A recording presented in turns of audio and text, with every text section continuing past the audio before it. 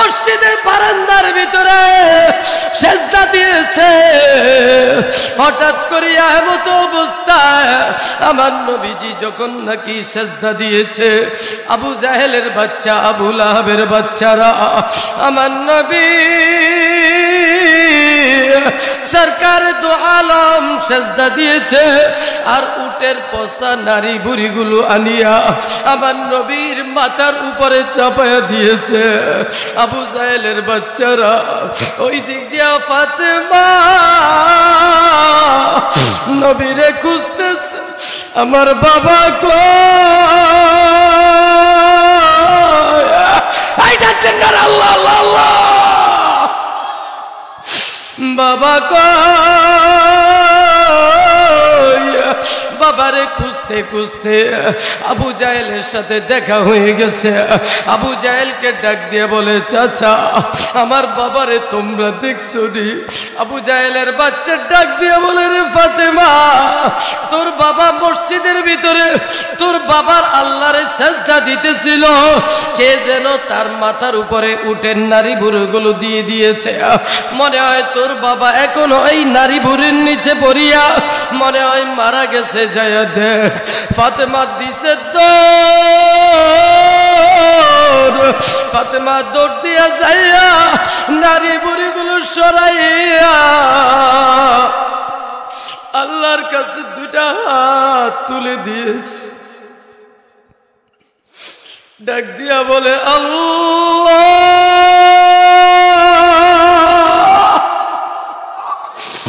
আমার বাবার যারা কষ্ট দিয়েছে, আমার বাবার মাথার উপরে যারা উটের নারী বুড়িগুলো দিয়ে দিয়েছে, আল্লাহ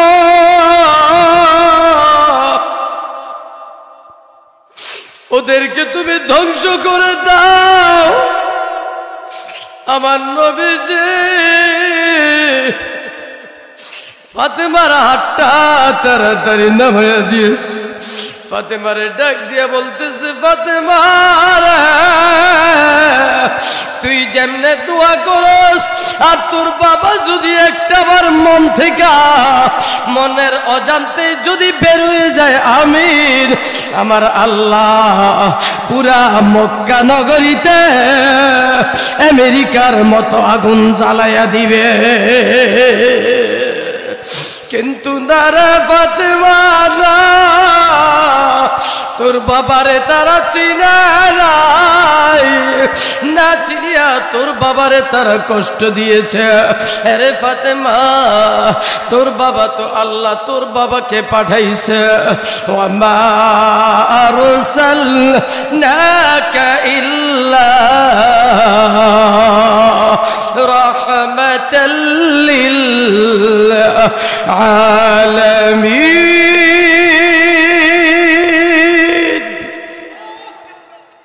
وقضى ربك ألا تعبدوا إلا إياه وبالوالدين إحسانا।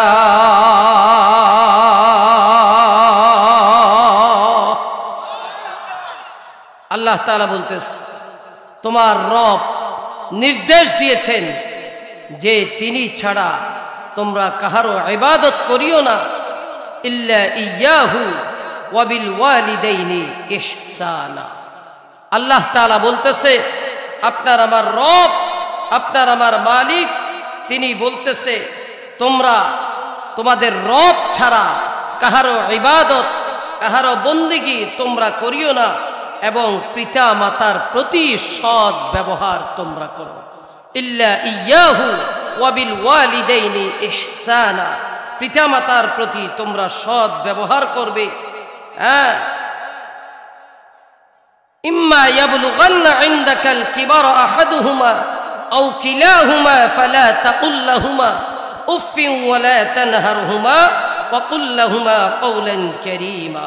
আল্লাহ রাব্বুল আলামিন বলছে, তাদের একজন অথবা উভয়ে তোমাদের জীবদ্দশায় থাকাকালে বার্ধক্যে যখন উপনীত হয়ে যায়, তাদের বিরক্তির সূচক কিছু বলো না, এবং তাদেরকে তোমরা বাৎসনা করো না, বরং তাদের প্রতি তোমরা করুণা করো, তাদের সাথে কথা বলার সময় সম্মান সুযোগ নম্রভাবে তোমরা কথা বলো।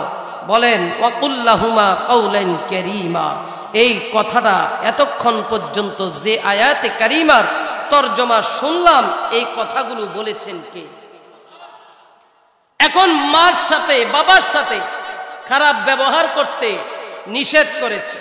এক নম্বরে আল্লাহ বলেছে আমি ছাড়া কারো ইবাদত করিও না, গোলামি করিও না, উপাসনা করিও না। 2 নাম্বার, তোমার মা আর তোমার বাবা দুইজনের সাথে তোমরা সৎ ব্যবহার করো। দুইজনের একজন অথবা উভয়জন যখন বার্ধক্যে বৃদ্ধ বয়সে উপনীত হয়ে যায়, তাদের সাথে তোমরা সৎ ব্যবহার করো। এখন আমার অনেক যুবক ভাইয়েরা আছে মার সাথে খারাপ ব্যবহার করে, অনেক যুবতী বোনেরা আছে বাবার সাথে মায়ের সাথে খারাপ ব্যবহার করে, আছে না নাই? কিন্তু হয়তো আপনাদের এই এলাকা নাই, কিন্তু বাংলাদেশে এমন কিছু কুলাঙ্গার ছেলে মেয়ে আছে না নাই? হ্যাঁ, কথাটা মনোযোগ সহকারে শুনবে।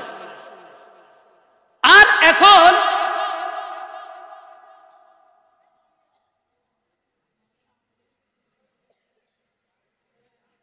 সবাই একটা তাকবীর দেন, নারায়ে তাকবীর,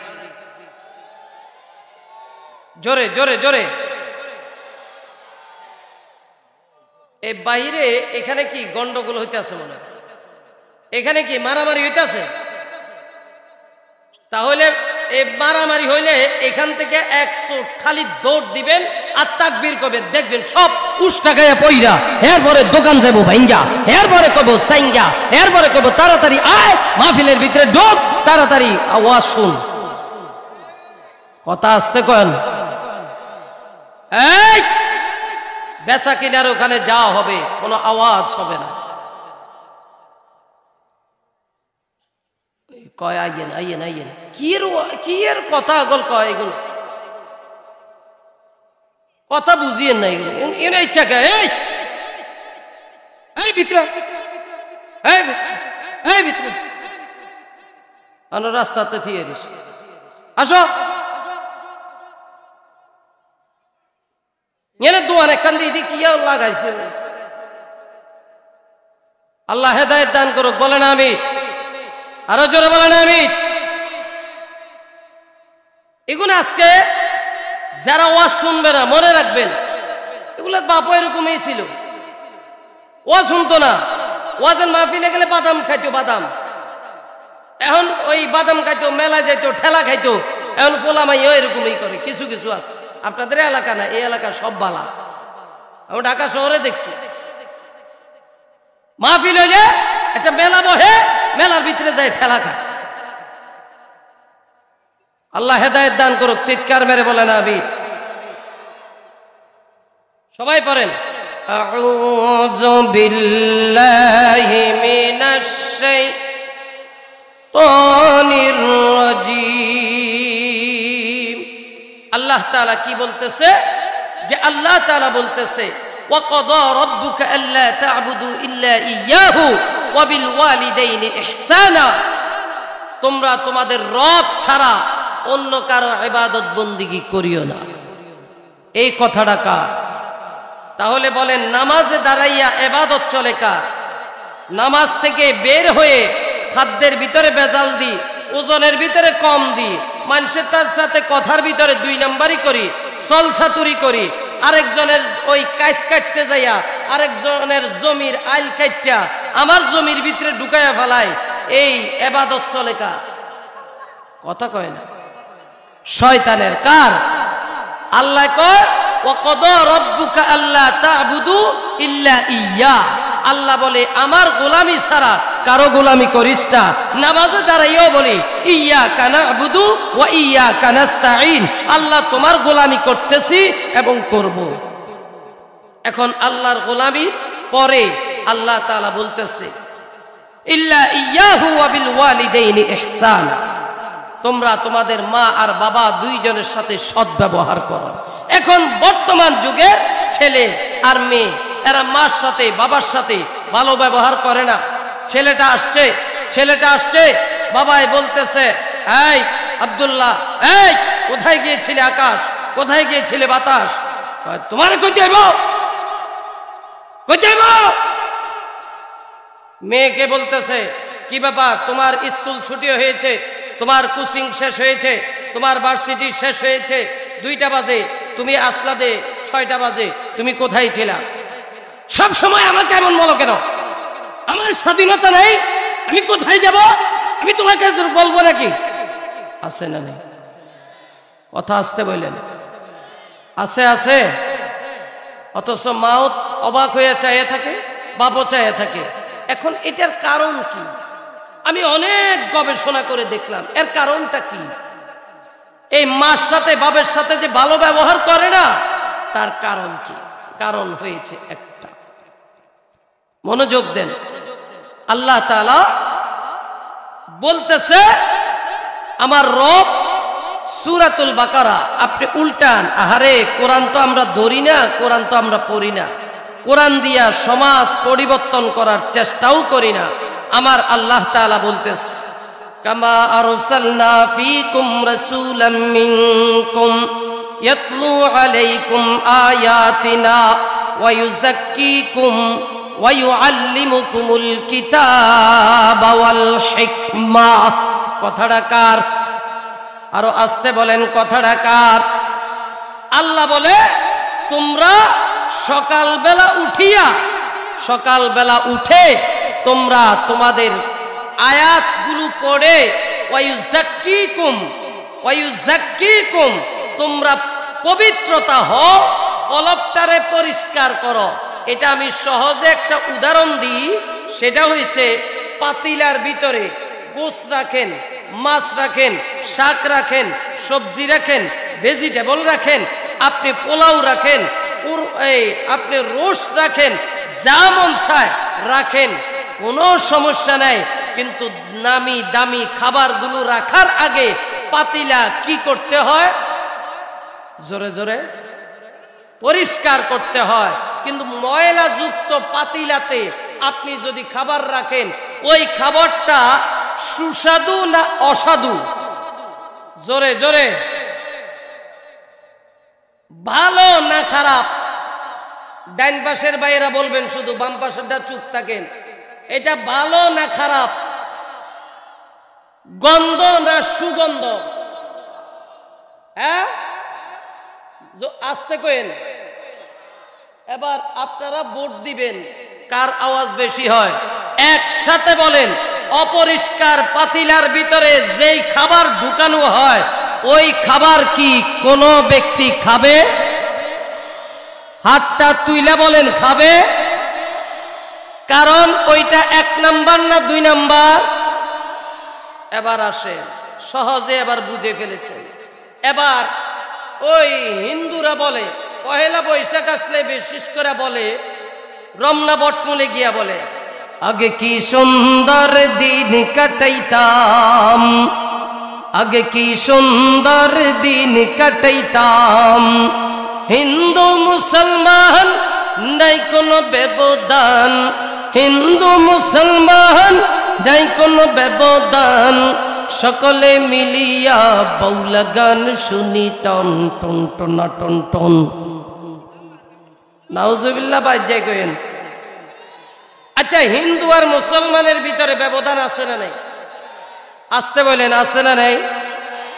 হিন্দু যাবে মন্দিরে, মুসলমান যাবে মসজিদে। কথা বলেন, ঠিক না বেঠিক?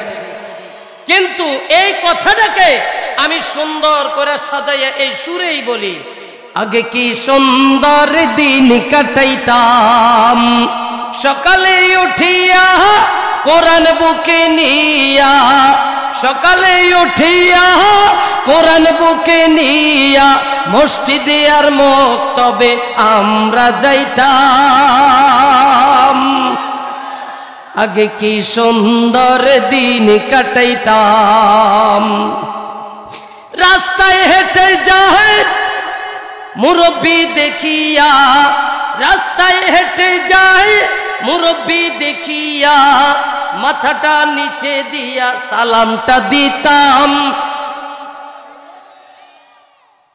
বাজারে যাইতাম সাইকেল দিয়া চড়িয়া, ওস্তাদ দেখলে আমরা সাইকেল থেকে নামিয়া যাইতাম। আগে কি সুন্দর দিন কাটাইতাম, আগে কি সুন্দর দিন কাটাইতাম। সকালে উঠিয়া কোরআন বুকে নিয়া, ঠিক না ঠিক? সকালে উঠিয়া কোরআন বুকে নিয়া মসজিদে আর মক্তবে আমরা যাইতাম। আগে কি সুন্দর দিন কাটাইতাম। বড়দেরকে শ্রদ্ধা করি, ছোটদেরকে স্নেহ করি। বড়দেরকে শ্রদ্ধা করি, ছোটদেরকে শ্রদ্ধা করি। মা বাবারই খেদমত আমরা করিতাম। হায়রে মা বাবার খেদমত আমরা করিতাম।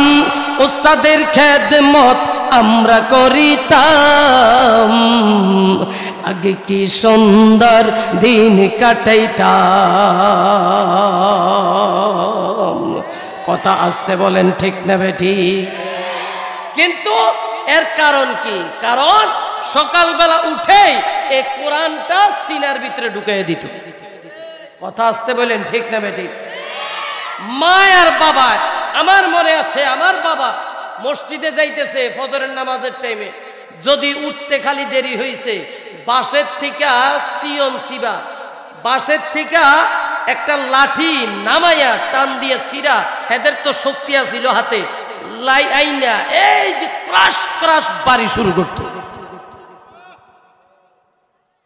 যা মসজিদে যদি খালি কোনোদিন উঠাই দিছে, উঠাই দেওয়ার পরে মসজিদে যাই নাই, বাপে আইসা দেখছে খালি শুয়ে রয়েছি, আবার বাঁশের সিবাটা আইনা ইচ্ছা মতে পিডা। মায় যদি দৌড়ছে মারেও পিড়াইছে। কথা কয় না? মারে শুদ্ধা পিটাইছে, খাওন বন্ধ করে দিয়েছে। কথা বলেন? আর এখন না না না না, পাপা পাপা, মাম মাম, ড্যাডি ড্যাডি, বেডি বেডি।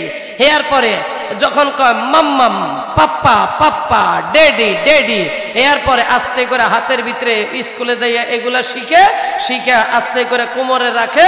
এরপরে আমি হয়েছি ড্যাড, তুমি আমার ড্যাড, ড্যাডি থেকে আর তোমারে করে দিলাম ড্যাড। কথা কয় না? কথা কয় না? ঠিক না ঠিক? এখন এই ছেলে এই মেয়ে এখন বাবা মার সাথে ভালো ব্যবহার করে না। তার কারণ সকালবেলা তার সিনার ভিতরে কোরআন ঢুকায় নাই, সিনাটা পরিষ্কার করে নাই। এখন বাচ্চাদেরকে সকালবেলা উঠাইয়াই দইরাই ব্রাক। আসতে বলেন কে? কোন স্কুল? ব্রাক, বেরাক। কথা কয় না? কোন স্কুল? বেরাক। নিয়া কপালের ভিতরে মারে ফেরাক। কথা কয় না? এর পরে ওরা এসে কেজি কিরে কই বরস? ওস্তাদ পড়তাছি আমি তো ঢাকায় আবার চাকরি করি। তো ওস্তাদ জি আবে হালা পড়তাছি ব্রাকে। আমার স্কুলের নাম ব্রাক। আমি তো মার তোর কপালে প্রাক। কি পড়তাছ? ওস্তাদ জি পড়তাছি কেজি। আমি কে তুই হবি কদিন পরে বেজি। এরপরে যাবি কই? ভার্সিটি। আমি কে ওখানে যাইয়া মিলাবি শয়তানের ঘাটি। কথা কন না গেলা? ঠিক না ঠিক? আমার কথা হইছে স্কুলে পড়ো আপত্তি নাই, কলেজে পড়ো আপত্তি নাই, কিন্তু সকালবেলা কলপটা আগে পরিষ্কার করো, পাতিলা পরিষ্কার করো। আর পাতিলা পরিষ্কার করার জন্যই হাজী সেরাজুল হক নুরানি তালিমুল কোরআন মাদ্রাসা মা বাবা তোমাদেরকে এসে বলে যাই, যাদের সন্তান নাই, চাচা তোমাদের কাছে বলি যাই, চাচি তোমাদের কাছে বলি যাই, এই জ্যাঠা তোমাদেরকে বলি যাই, জেঠি তোমাদের কাছে বলি যাই, দাদা দাদি তোমাদের কাছে বলি যাই, তোমাদের একটা সন্তান, তোমাদের একটা নাতি এইখানে দাও, অন্তত পক্ষে 2-3টা বছর পড়াও, কোরআনটা শিখুক, হাদিস কয়েকটা শিখুক, এই নামাজের ঠিক মতে আহকাম আরকান জানুক, এরপরে স্কুলে দাও আপত্তি নাই, কলেজে দাও আপত্তি নাই। ওই এবার এই সিনার ভিতরে বাংলা ঢুকাও অসুবিধা নাই, ইংরেজি ঢুকাও সমস্যা নেই, অঙ্ক ঢুকাও সমস্যা নেই, ডাক্তার বানাও সমস্যা নেই, প্রফেসর বানাও সমস্যা নেই, উকিল বানাও সমস্যা নেই। তখন আর ডাক্তার হলে সে ডাকাত হবে না, ডাক্তারই হবে। আসতে বলেন, সাংবাদিক নামের সাংঘাতিক হবে না, বরং সাংবাদিকেই হবে। কারণ সে কোরআন শিখছে। মা বাবার সাথে কথা বলার সময় খুব নম্র ভদ্রতার সাথে কথা বলবে। কথা বলেন ঠিক না বেঠিক? রাগ করতেছেন আপনারা? হ্যাঁ, এরপরে যাই হোক, এখন কথা যে শুনে না, এই সন্তান এখন চলে যায় স্কুল পাস করে কোনোরকম প্রাইমারিতে চলে যায়। প্রাইমারিতে লাগে না, এখন প্রাইমারির আগে থাকতে পোলার হাতের ভিতরে ঢুকাইয়া দিছে।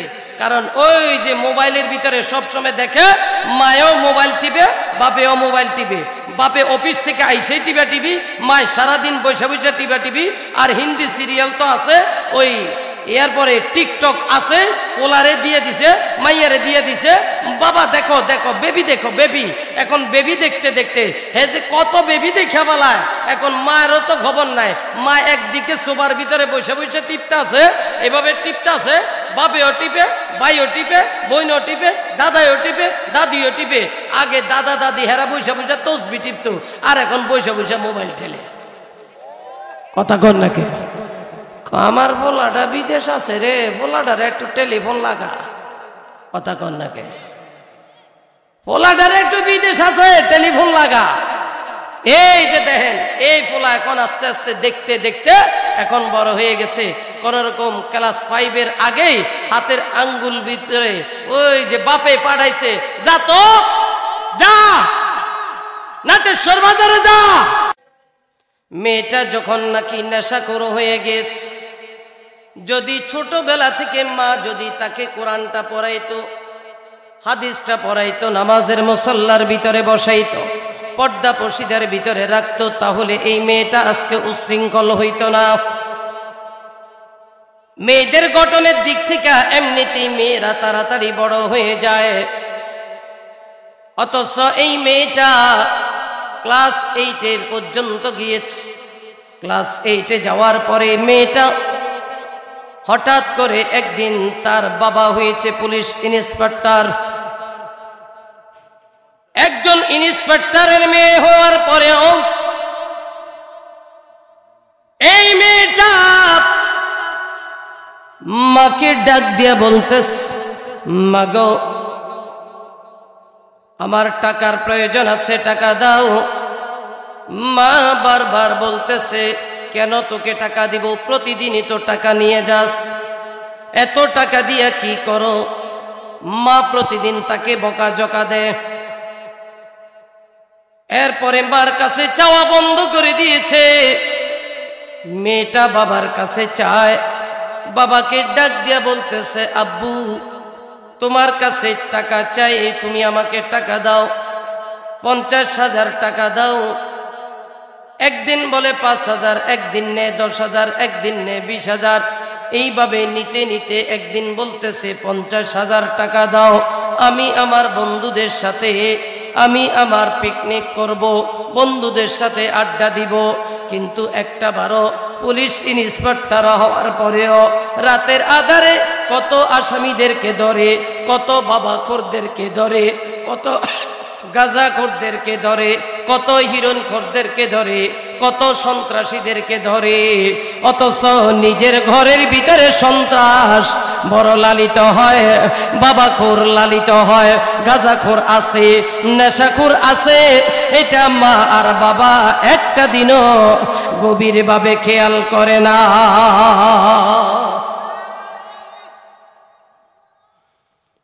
মেয়েটা ডাক দিয়ে বলতেছে, রে বাবা টাকা চেয়েছি, কোনো কথা হবে না, টাকা দিবা কিনা বলো।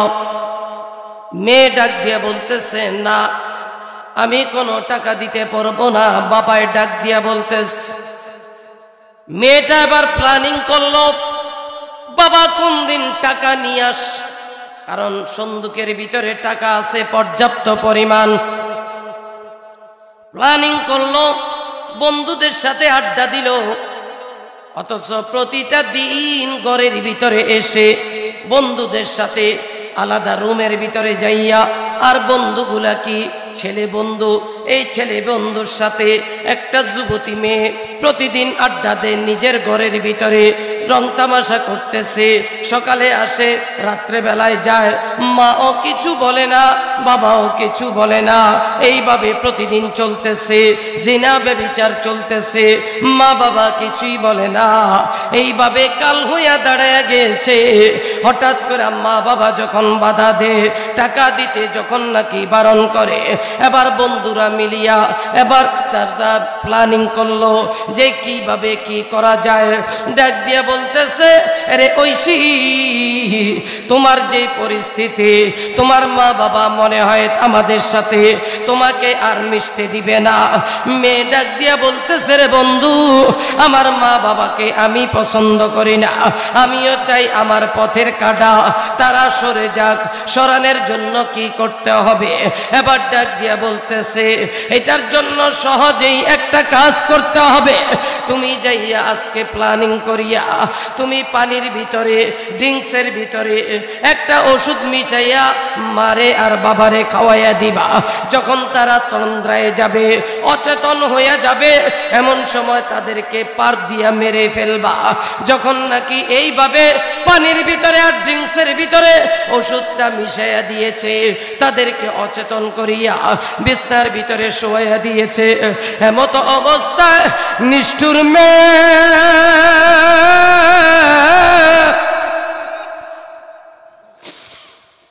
প্রথমে যাইয়া বাবার বুকের উপরে যাইয়া, বাবা যখন শুয়া রইছে, বন্ধুরাও তো চতুর্দিকে আছে, যদি বাবা লাফ দিয়া উঠে বন্ধুরা এবার যাইতা ধরবে। এমত অবস্থায় যাইয়া বাবার বুকের ভিতরে ছুরিটা আগে ঢুকাইয়া দিস। কেমন মেয়ে জন্ম দিলি, অথচ মেয়ে কেমন ছিল? আমার নবীর মেয়ে হযরত ফাতেমা রাদিয়াল্লাহু তাআলা আনহা, বিশ্ব নবী সরকারে দো আলম, একদিন হঠাৎ করে কান্নাকাটি করতেছে মসজিদে নববীর ভিতরে বসিয়া। নবীজি চোখের পানিগুলো ছেড়ে ছেড়ে কান্নাকাটি করতেছে, রোনাজারি করতেছে। হঠাৎ করিয়া ফাতেমা যাইয়া ডাক দিয়ে বলতেছে, রে বাবা, তুমি কেন প্রতিদিন কান্নাকাটি করো? বিশ্ব নবী ডাক দিয়ে বলতেছে, রে ফাতেমা, আমি কেন কাঁদি তুই তো জানাস না। মারে,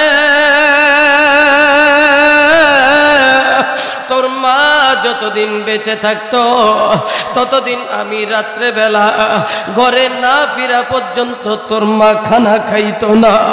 আমি তোমার মা যতদিন বেঁচে আছিল, আমি যতক্ষণ না আসতাম ততক্ষণ পর্যন্ত ঘরের দরওয়াজাটা ধরিয়া দাঁড়িয়ে থাকতো, আল্লাহর কাছে আমার নিরাপদ সবর কামনা করত।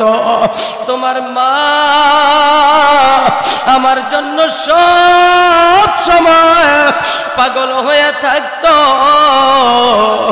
মা খাদিজাতুল কুবরা রাদিয়াল্লাহু তাআলা আনহা বিশ্ব নবীর জন্য এত পাগল ছিল, এত পাগল ছিল। হযরত ফাতেমা ডাক দিয়া বলতেছে, বাবা গো,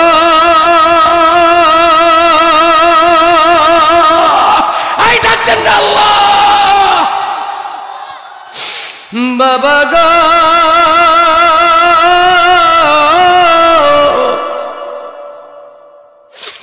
আমি ফাতেমা ওয়াদা করতেছি, আমি ফাতেমা অঙ্গীকার করতেছি, আমি ফাতেমা বলতেছি, বাবা গো, আমার মায়ের মতো করিয়া আমি তোমার জন্য চেয়ে থাকব, তুমি না আসা পর্যন্ত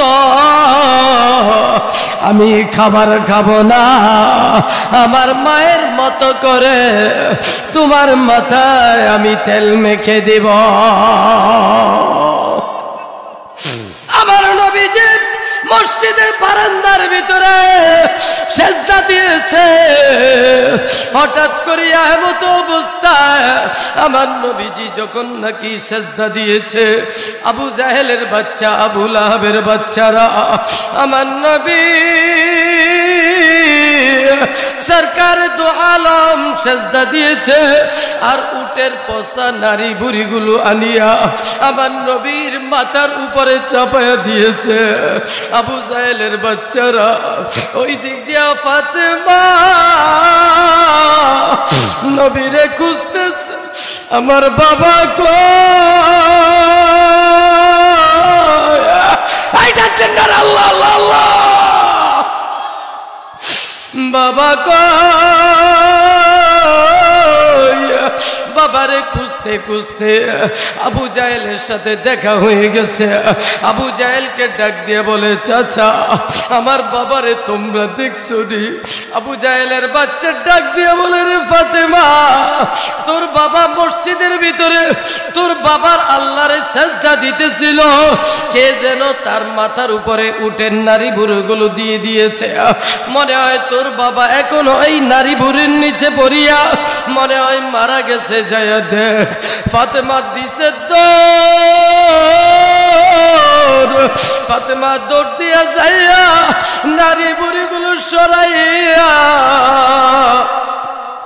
আল্লাহর কাছে দুটা হাত তুলে দিয়েছে। ডাক দিয়া বলে, আল্লাহ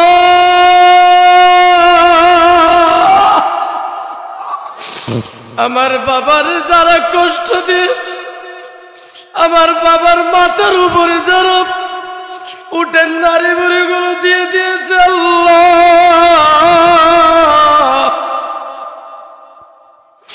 ওদেরকে তুমি ধ্বংস করে দাও। আমার নবীজি ফাতেমার হাতটা তাড়াতাড়ি নামাইয়া দিয়েছে। ফাতেমারে ডাক দিয়া বলতেছে, ফাতেমা তুই যেমনে দোয়া করস, আর তোর বাবা যদি একটাবার মন থেকে মনের অজান্তে যদি বের হয়ে যায়, আমির আমার আল্লাহ পুরা মক্কা নগরীতে আমেরিকার মতো আগুন জ্বালাইয়া দিবে। কিন্তু না রে ফাতেমা, না, তোর বাবারে তারা চিনে নাই, না চিনিয়া তোর বাবারে তারা কষ্ট দিয়েছে। আরে ফাতেমা, তোর বাবা তো আল্লাহ তোর বাবাকে পাঠাইছে। ওয়ামা আরসালনাকা ইল্লা রাহমাতাল লিল আলামিন।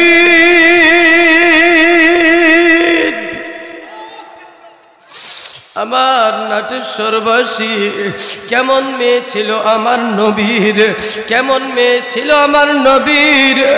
এটা তো নবীর মেয়ের কথা বললাম। ও নাটেশ্বরের বাইরা, আমার কথাটাও বলিয়া যায়। আমি যখন নাকি কারাগারে বন্দী হয়েছি, আমার মেয়েটা 7 বছরের মেয়ে, আল্লাহ 30 পারা কোরআনের হাফেজা বানাইছে। আমার মেয়েটা ঘুমের ঘরে স্বপ্ন দেখে আমার বাবাকে পুলিশ মারা, টেলিফোন করিয়া ওর মার কাছে বলে, ডাক দিয়ে বলে, মা গো বাবাকে পুলিশ মারে কেন? আমার মেয়েটা জানেন না, তার উসিলায় আমার পরিবারে খবর পেয়েছে। ঈদের আগে আমার জন্য ঈদের জামা জেলখানার ভিতরে পাঠাইছে। ঈদের দিন আমার মেয়েটা জেলের গেটের ভিতরে যাইয়া আমার সাথে যখন সাক্ষাতে গেছে, মেয়েটা আমার ডাক দিয়ে বলতেছে, আব্বু তোমার জন্য নতুন একটা জামা পাঠাইলাম, কেন তুমি আজকে ওই জামাটা পরো নাই? আমি বললাম মারা,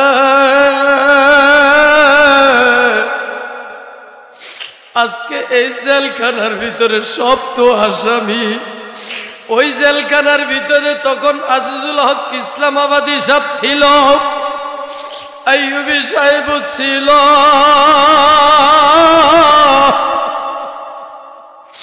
কালকে যে বের হয়েছে বাবর, এই বাবরও ছিল।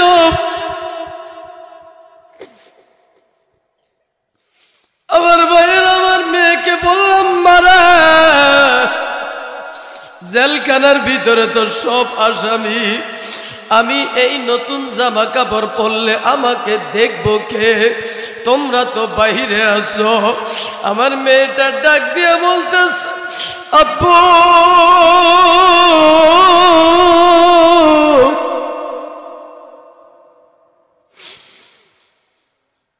কেউ দেখুক আর না দেখুক, আল্লাহ তো দেখবে। বিশ্বাস করবেন না আমার নাটেশ্বরবাসী ভাইয়েরা, আমার নোয়াখালীর ভাইয়েরা, মনের অজান্তিক মনে হয়েছে যেন জেল গেটটা ধরে যেই জায়গায় আসামিরা দেখা করে, মনে হলো যেন ওখানে দইরা চিৎকার মেরে কাঁদি। কিন্তু আমি যদি কাঁদতাম, বাহিরে যারা দেখা করতে আসছে তারাও কাঁদত। এগুলো হয়েছে আমাদের মেয়ে একমাত্র কারণ।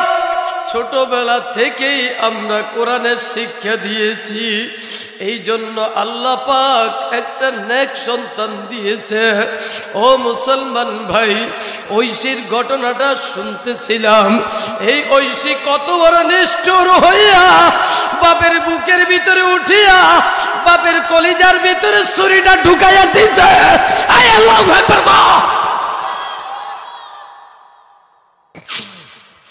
ছুরিটা ঢুকাইয়া দিছে। বাবের যখন নাকি জ্ঞানটা ফিরছে, এবার দুই দিক থেকে তার বন্ধুরা এবার তাকে হাতগুলা চেপে ধরে উৎপা উৎপি ধরে পার দিতেছে। এই জায়গার ভিতরে, এই গলার ভিতরে ছুরিটা ঢুকাইয়া দিয়া, ছুরিটা এইভাবে মোচড়া দিয়া এই গলার ভিতরের যত রগ আছে সব রগগুলা কাইটা ফেলাইছে। একমাত্র বন্ধুরা কাটে নাই, বন্ধুরা শুধু ধরছে। আর মেয়েটা তার বাপেরে মারলো, এরপরে যাইয়া তার মাকেও মারলো। মার বুকের ভিতরে উঠিয়া মাকে যখন একে পর এক পার দিতেছে, এবার সর্বশেষ মারেও গুলি করলো, বাপেরেও গুলি করলো, মারে মেরে ফেলেছে।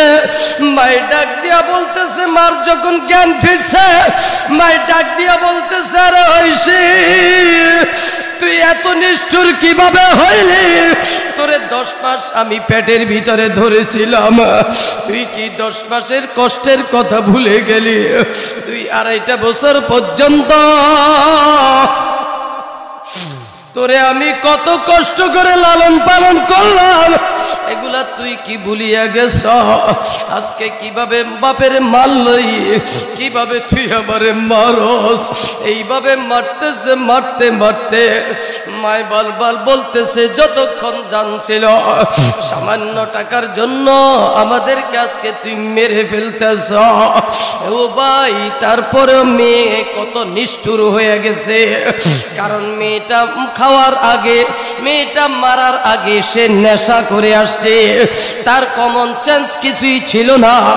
এই অচেতন হইয়া মারে আর বাপের যে মেরে ফেলেছে, আমি তো মনে করি এটা ওই মা বাবার কর্মফল। কথা বলেন ঠিক না বেঠি?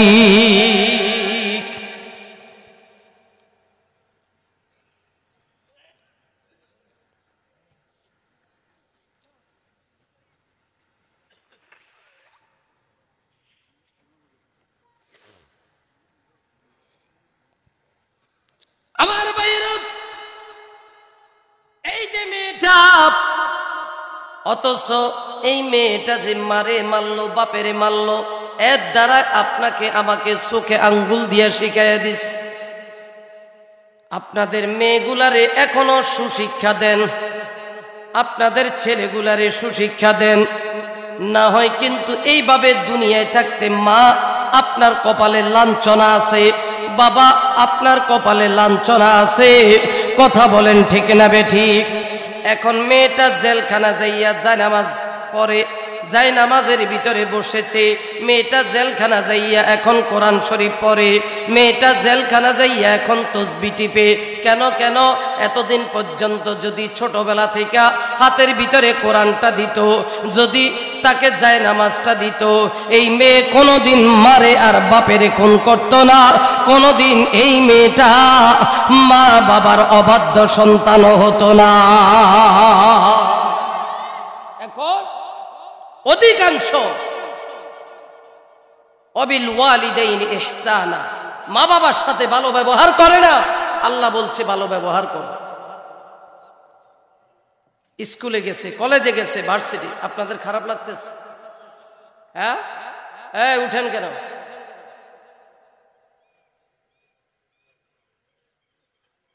খবরদার, আমি আর অল্প সময়, হুজুর মনে হয় চলে আসছে, না হলেও কাছাকাছি, অল্প সময়, রাগ করবেন না তো আপনারা আমার ভাইয়েরা। এই যে সন্তান যখন নাকি বড় হয়, আরেকটু বড় হয়, কলেজ ভার্সিটির ভিতরে উঠে, তখন মা বাবার কাছ থেকে খালি টাকা নিতেই থাকে, টাকা নিতেই থাকে, কোনো খবর নাই। এরপরে মন চাইছে